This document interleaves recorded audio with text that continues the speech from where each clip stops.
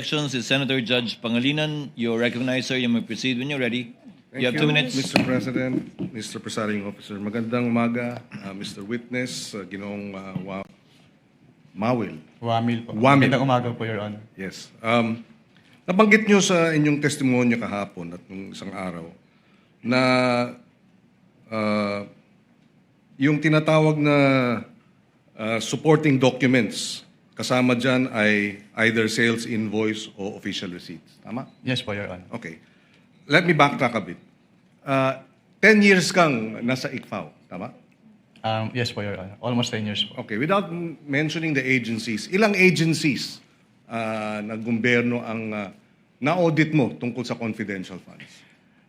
Marami na po. Pag sa NGAs po, parang nasa 30 plus na po yung na-audit ko. And sa LGUs, marami na rin po, hindi ko na po mabilang kung ilang agencies So, na po yung more na-audit. than 30. Yes po, Your Honor.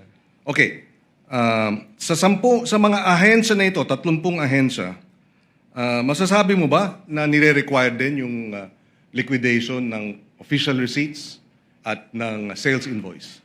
Yes po, Your Honor. Kasi yung requirement po ng circular ay ini-enforce po namin sa lahat ng agencies na ino-audit po namin. So sa 2022, from December 21 to December 31, ilang sales invoice o kaya official receipt ang kasama dun sa mga liquidation report?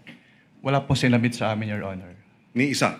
Acknowledgement receipts lang po yung sinabit sa amin.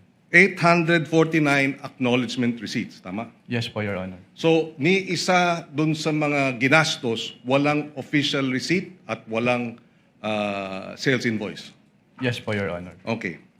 Sa karanasan mo sa 30 mga ahensya, masasabi mo ba na yung findings ninyo dito sa OVP ay similar o standard ba?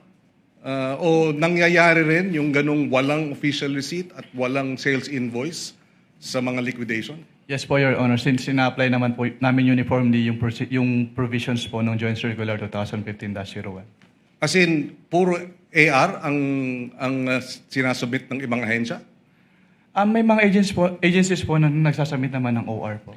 So, sa experience mo dun sa December 21 to 31, masasabi mo bang standard practice yan ng iba pang mga ahensyang iyong na-audit?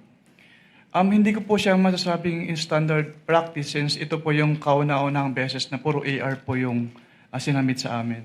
So, first time sa iyong 10 years na puro AR lang at walang sales invoice at walang official receipt. Opo, at ganun po kadaming AR kaagad yung sinamit. At 125 million no, na walang sales invoice at walang official receipt. Yes po, Your Honor.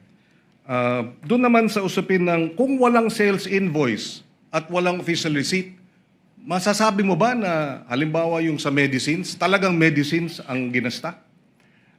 Kung sinabit po sana sa amin yung official receipt po or sales invoice, masasabi po sana namin. Pero since AR lang po yung sinubmit, hindi po namin masasabi. Based on the document alone. Kasi sinasabi nilang, total naman, just to wrap up, gamot naman yan eh. Di ba? Mabuti nga, bumibili ng gamot. Masasabi mo ba dun sa liquidation report nila na yung 122 million worth of medicines, talagang medicines ang binili? Hindi po, Your Honor. Okay. No further questions, Mr. President. Thank you, Senator Judge Pangilinan. Next for his interjections will be Senator Judge Erwin Tulfo. You are recognized, sir. You may proceed when you're ready. You have 2 minutes.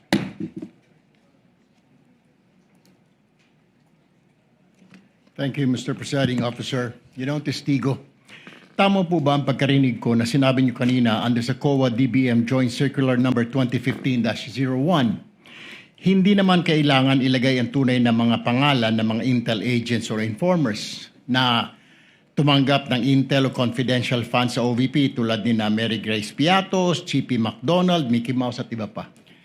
Is this correct? Sinabi ko po, Your Honor, ay silent po yung circular as to that matter po. Silent. So po pwede. Kung when we say kasi silent, pwede. Hindi po, Your Honor. It is neither allowed nor prohibited po. So, if this is not allowed or prohibited, bakit nang i-audit po ninyo ang confidential intelligence fund po ng OVP, hindi ninyo hiningi ang tunay na mga pagkakilanlan ni na Piatos, McDonald, Mickey Mouse at iba pa?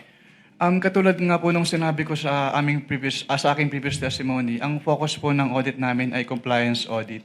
So kung ano po yung provision ng circular, yun po yung ginagawa naming basis for our audit po. Okay, compliance. When you say compliance, ito po ba periodic or random? Yung compliance audit po kasi wala po siyang particular period kasi pag sinabing compliance audit, ine-evaluate po namin yung subject matter if it is compliant with the certain applicable laws, rules, No, and regulations. but I'm saying every agency na meron pong intel or confidential funds, do they have to undergo audit periodically or random lang? Dahil marami po tayong ahensya ng gobyerno na may mga intelligence confidential fund na hindi naman dapat. Ang audit po namin ay based dun sa liquidation documents po na sinasubmit nila. Oh, pero is it periodic ba? Kailangan bawat agency na i-liquidate niya yung kanya i-audit ninyo yung kanya paggastos ng intel or confidential fund? Yes po, Your Honor. Yung kanilang kailangan... So it's periodic, it's not random. Yes po, Your Honor. Okay. Kung kaduda-duda na po ang disbursement ng OVP, obvious naman, sabi niyo po, di po ba, yung mga medicines, mga pangalan ng tao, bakit hindi po ninyo pa sinampahan ang kaso sa ombudsman ng OVP? Under our rules po, Your Honor, pwede lang namin siyang i-refer to the Office of the Ombudsman kapag nagkaroon ng final order at hindi po kinumply ni OVP yung order po. Bakit? Nasaan na po ba yung order ngayon? Ano na po ang status? Itong mga findings nyo, 2023, 2024 pa ito, 2026 na po tayo ngayon. Wala po akong personal knowledge about the status po since hindi na po ako connected sa ICFAO. Okay, so dahil hindi ka na connected sa ICFAO, so wala ka ng pakialam kung ano na nangyari sa kaso na hinawakan mo. Is this Hindi correct? naman po sa wala akong pakialam, pero yung mga ganyang bagay po kasi ay confidential na hindi naman ina-announce sa buong COA po. Ayun. So, ibig sabihin, hindi mo na alam at hindi mo rin alam kung bakit hindi kinasuhan or ni-refer sa ombudsman itong issue na ito. Yes po, Your Honor. Thank you very much, Mr. Presiding Officer. Thank you, Senator Judge Erwin Tulfo. Next would be our distinguished Senate President, Senator Gatchalian. You are recognized, sir. You may proceed. When you're ready, you have 2 minutes. Thank you, Mr. Presiding Officer. Mr. Witness, nakita ko dito, merong 6 na AOMs na in-issue. And meron dito sa 6, non-submission of documentary evidence of payment. Ito ba ay na-fulfill ba ito after nag-issue kayo ng AOM?